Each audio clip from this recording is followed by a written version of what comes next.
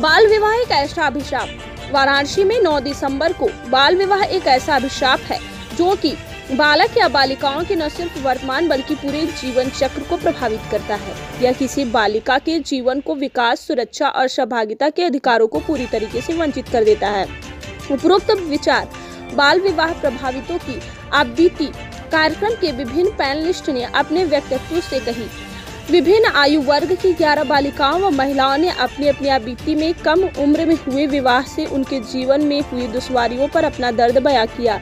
अमरपुर बटलोइया की फिरोजा, दनियालपुर की चांदनी, राजा तालाब की प्रीति, मुनारी की पूनम आदि ने कम उम्र में विवाह 18 वर्ष से पहले पति और ससुराल की प्रताड़ना और उनसे उत्पन्न दुश्वारियों की चर्चा की और कम उम्र में बच्चे होने से भी क्या उनके ऊपर दुश्वारियां हुई इसकी भी चर्चा की। कार्यक्रम में संयोजक डॉक्टर रोली सिंह ने प्रत्येक केसेज के बारे में विस्तार से बताते हुए प्रत्येक मामलों में अब तक की कार्रवाई और उनकी प्रत्याशाओं से पैनलिस्ट को अवगत कराया। महात्मा गांधी काशी विद्यापीठ समाज कार्य विभाग के प्रोफेसर डॉक्टर निमिषा गुप्ता ने कहा कि बाल विवाह एक सामाजिक समस्या है जिसे सिर्फ कानून के माध्यम से ही नहीं बल्कि समाज विशेषकर महिलाओं को शिक्षित और समृद्ध बनाकर जागरूकता और संवेदनशील के माध्यम से समाप्त किया जा सकता है और आज का आयोजन इस दिशा में एक महत्वपूर्ण कड़ी है।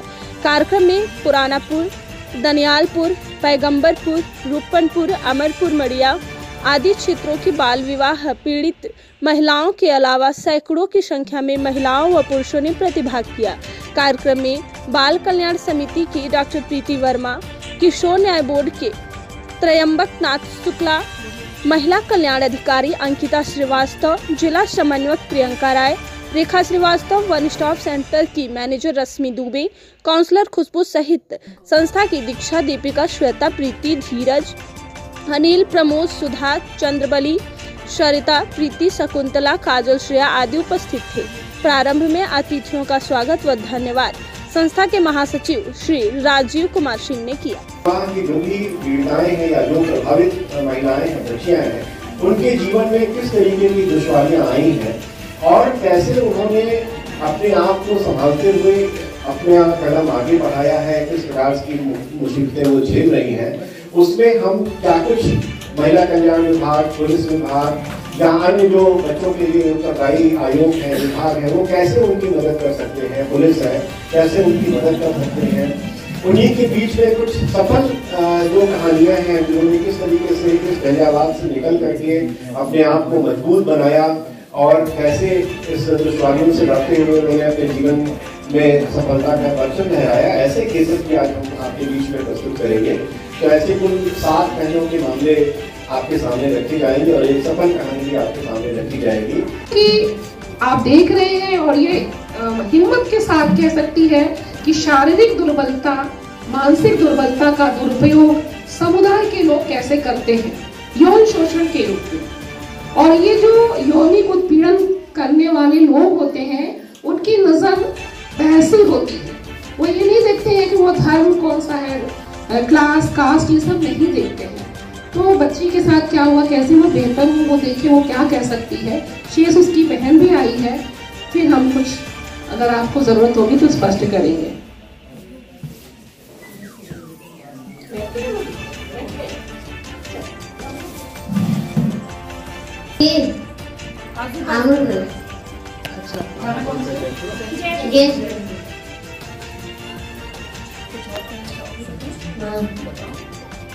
लड़का बबलों में मरता दिखाए दूसरे भज मारेगी। पुलिस के पास गए थे आप? नहीं। कंप्लेंट लिखवाई? नहीं। पुलिस के लगे कोनो बैन गई हो नहीं। तो जब गईबो न तो कैसे तो सुनवाई हुई? तो आप इनकी माता जी हैं, तो आप थाने पे लेके नहीं गई इनको? थाने पे लेके, ठीक है, वहाँ पे जो भी SHO है, ठीक है, उनसे जाके बात कीजिए और मैं इसमें लिख भी दूंगी, ठीक है, वो कार्यवाही करेंगे। आप कंप्लेंट लिखवाइए, वहाँ पे मारने का हक नहीं है, ठीक है, और फिर आपको लड़ना पड़ेगा ना, आप अपने लिए लड़ेंगे तभी तो कुछ होगा, ठीक है। ऊपर से आपकी उम्र कम थी, उस पर पॉक्सो लग जाएगा, ठीक है, तो ठीक है, आपको बच्चा भी हो गया है तो वो तो लंबा खींचेगा फिर। तो इसमें 2 चीजें हैं, तो या तो फिर वो आपको शराबत से रख लेगा कि वो मुझे 20 साल की सजा होगी।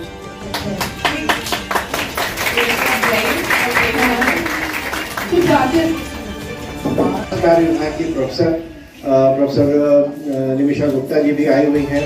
ये सभी लोग अपने अपने क्षेत्र के अपने अपने विषय के बहुत विशेषज्ञ हैं और उनको विशेष रूप से इसलिए यहाँ पर आज आमंत्रित किया गया है कि वो आपकी बातों को अच्छे से समझें और जो भी उनके यहाँ पर संदेश होंगे, जो भी उनकी सिफारिशें होंगी, वो ऐसा नहीं कि आज इस बंद कमरे में ही सिमट करके रह जाएंगे।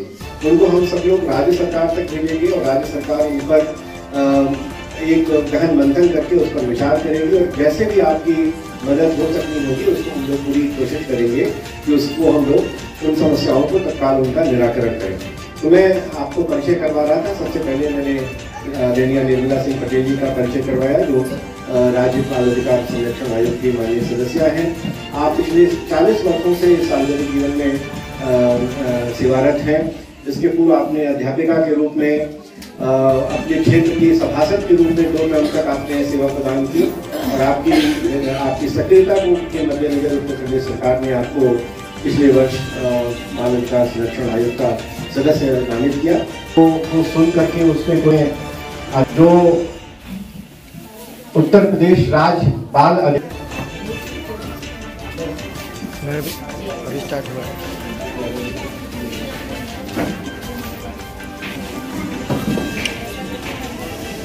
उपस्थित हो चुके हैं। मैं बारी से उनका पहले परिचय आप सभी को देना चाहता हूं।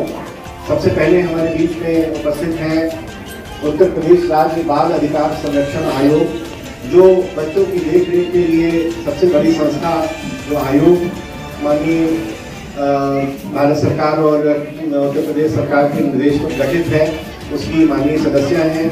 मैं आपका हार्दिक स्वागत और अभिनंदन करता हूँ। मैंने आपको पहले बताया भाई ये चाय वाय का कार्यक्रम एक तो मतलब उनको लगता है कि गरीबी से छुटकारा मिलेगा, बाद में दहेज देना पड़ेगा, उससे छुटकारा मिलेगा और फिर मतलब 100 तरीके की अलग प्रेशर्स हैं, या आप सोचते हैं कि समाज में बदनामी होगी, लेकिन इससे आपका कोई फायदा नहीं होता है। आपकी बच्ची कमजोर है, ठीक है, उसके बाद उसका बच्चा भी कमजोर होगा, ठीक है। हो सकता है कि मतलब मैं कहना नहीं चाहती, लेकिन बच्चे और माँ के जीवन को बहुत रिस्क रहता है। ऐसी स्थिति में उसकी पढ़ाई खत्म हो गई, कोई नौकरी नहीं मिलेगी, वो अपने बच्चे को कैसे पालेगी? उसके पास जीविका का कोई सोर्स नहीं है, कहाँ से रोजगार करेगी? बच्चा भी गरीबी में पढ़ेगा नहीं। अब मतलब आगे की पूरी जनरेशन को आपने वहीं पे उसका पेड़ जो है जड़ से काट दिया आपने। कोई भविष्य सुनहरा है ही नहीं वहाँ पे। तो आपको ये वहीं पे सोचना है कि ऐसे किसी भी दुष्कर्म के परिणाम को ढोने की जरूरत नहीं है। कंप्लेंट लिखवाइए और यहाँ पे मेडिकल सहायता लीजिए। सर, आज इस प्रकार के कार्यक्रम पर किया जा रहा है क्योंकि बाल विवाह एक बहुत बड़ा सामाजिक अपराध कहा जा सकता है कि बच्चों का बचपना छीन लिया जा रहा है और बच्चे ही हमारा भविष्य है और हमारे राष्ट्र की धरोहर है। और राष्ट्र को अगर मजबूत करना है, बहुत जारी मिलना राष्ट्र को अगर मजबूत करना है तो अपने बच्चों को, अपने आने वाली पीढ़ी को हमें सशक्त बनाना है और उनके लिए एक ऐसा वातावरण तैयार करना है कि उनका सर्वांगीण विकास, जिसका हम लोग पूरा अंतर्राष्ट्रीय जो जगत में चल रहा है कि भाई सस्टेनेबल डेवलपमेंट होना चाहिए। हम उस विचारधारा के हैं। हमारे आने वाली पीढ़ियों का, हमारे बच्चों का, हमारे भविष्य का सतत आगे बढ़ते रहें, मजबूत हों, शारीरिक रूप से, मानसिक रूप से, आध्यात्मिक रूप से, तभी हम आप भारत के एक धर्मगुरु के लक्ष्य को पा सकते हैं। इसी कार्यक्रम को मैं आयोजक जो हैं, हमारे जो पैनलिस्ट हैं, मैं सबको बहुत अच्छा को बधाई देता हूँ। आपके तरफ से जन जागरूकता अभियान तो हमेशा चलाए जाते हैं, लेकिन वाराणसी शहर में अक्सर ये देखा जा रहा है कि कई पार्क खुले हैं जहाँ की वो जो आपके जागरूकता अभियान के तहत वो काम गलत हो रहा है, तो उसमें आप क्या करना चाहते हैं? लड़कियाँ खुले बैठे रहते हैं, जिसमें अभी पेपर में भी कल के डेट में आपके वो पुरनका जो पार्क है उसका छपा है कल के जमानत पेपर, तो उसके बारे में क्या करना चाहते हैं? देखिए, समाज में क्या हो रहा है अगर वो विधिक रूप से गलत है तब तो भाई गलत है। अगर हमारी विधि उसकी अनुमति देती है उसको आप गलत आप कैसे कह सकते हैं? क्या बैठना वहाँ मना किया गया? बैठना मना नहीं, तो अगर नहीं मना है लेकिन तो बच्चे हैं उसको अगर बैठ पर्दे रहे के हैं हिसाब से काम होगा ना सर। आप इसको चेक करवा लीजिए तो खुद ही आपको। अब इसके लिए प्रशासन की आप हैं, अब आप बताएंगे। देखिए जहाँ तक मेरा मानना है कानून किसी भी वजह से हो या अगर पार्क में खुले बैठना मनाही नहीं है, वो लोग बैठ सकते हैं। आपके अनुसार ये बैठते हैं तो बैठना कोई अपराध तो है नहीं। बैठने के अलावा आप एक बार चेक कराइए। अब आप आगे आपको बताएंगे तब ना लोग करेंगे। वहाँ वो सही तरीके से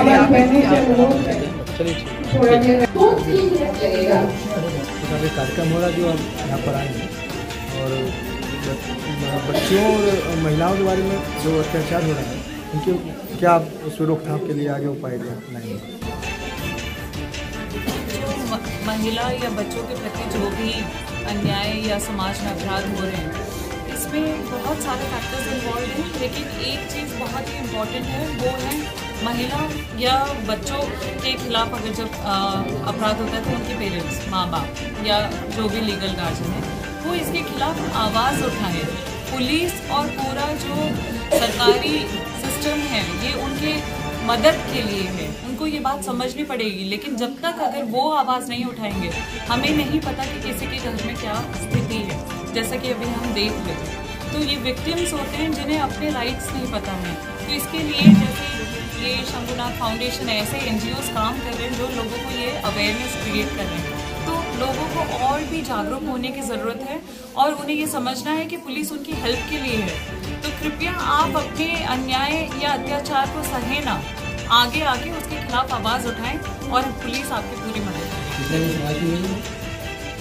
सुनवाई कितनी की गई अभी आज के बारे में पूछ रहे हैं? अभी तो केस स्टडीज चल रही है, अभी पहले केस सुना है। लोग पुलिस में जाने से डरते हैं इज्जत के कारण। बहुत से लोग माँ बाप ऐसे होते हैं जो कहते हैं इस बात को दबा दीजिए, आगे नहीं जाना है। उन लोगों के लिए क्या कहना चाहेंगे?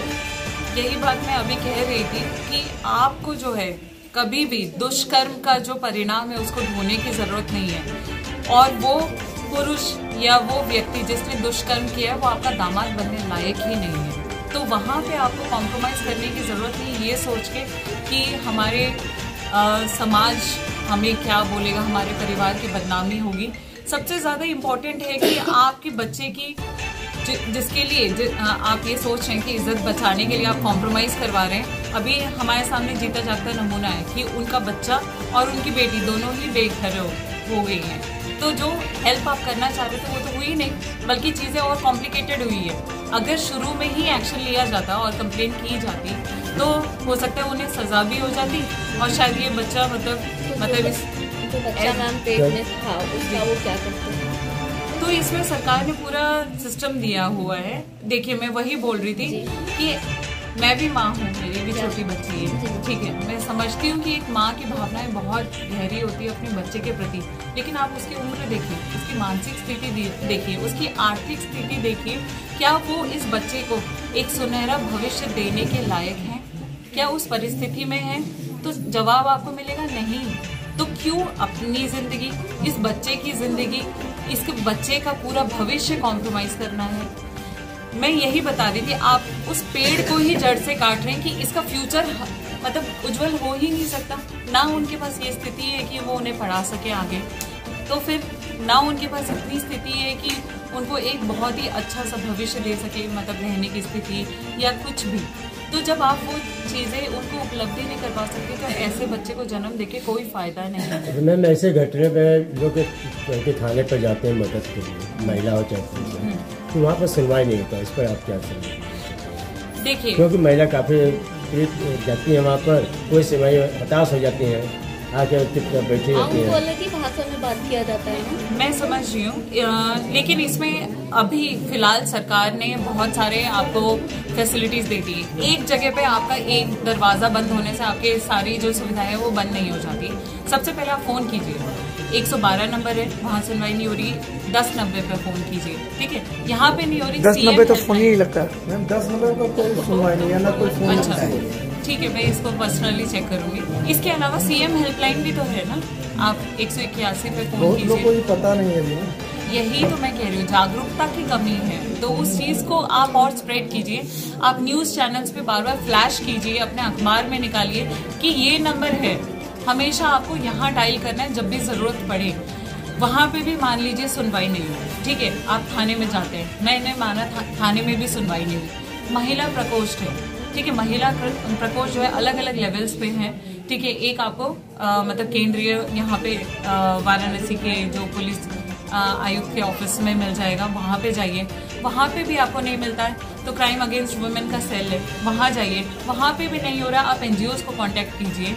मतलब इतने सारे फोरम्स है कि आप कहीं ना कहीं से तो पहुंच ही जाएंगे। नहीं तो डायरेक्ट एसीपीज के मतलब जैसे आप मेरे ऑफिस में विजिट कर सकते हैं या किसी भी ऐसे फोरम पे जाइए। और अगर और कुछ नहीं मिल रहा है तो पुलिस आयुक्त के ऑफिस में जाइए, डीएम सर के यहाँ जाइए, कोर्ट से 153 के थ्रू आप लेके आ सकते हैं। मतलब इतने सारे प्रोविजंस हैं कि आप ये मत सोचिए कि एक दरवाजा बंद हो गया है तो हमारे ऑप्शंस खत्म हो गए हैं कि आपको कॉम्प्रोमाइज करना पड़ेगा, वो मत कीजिए। कई घरों में ऐसा देखा जाता है कि महिलाएं गलत रहती हैं लेकिन तब भी अपने आप को सही साबित करने के थाने पहुंच जाते हैं, वो पुरुष गलत हो जाते हैं। देखिए, ये तो किसी भी लॉ में हमेशा दो पक्ष रहेगा, ठीक है। कुछ लोग यूज नहीं कर पाते हैं और कुछ लोग मिस यूज करते हैं। तो ये पूरा अवेयरनेस की कमी और ओवर अवेयरनेस में बोलूंगी इसे, तो उसे भी हम चेक करने की कोशिश करते हैं। हमें जब लगता है, जब एक आयोग जांच करता है, जब उसे पता चलता है कि नहीं ये फ्रेम्ड केस है, तो हम वहाँ पे मतलब उसी तरीके से मतलब उस केस का निस्तारण करते हैं। हम भी नहीं चाहते कि एक बेगुनाह को सजा हो, लेकिन उसका तो हम कुछ नहीं कर सकते कि अगर कोई कंप्लेंट लेके आ रहा है तो हमें जांच तो करनी पड़ेगी। लेकिन बात यह है कि इस चक्कर में वो लोग पीछे नहीं रहने चाहिए जिनको सच में जरूरत है।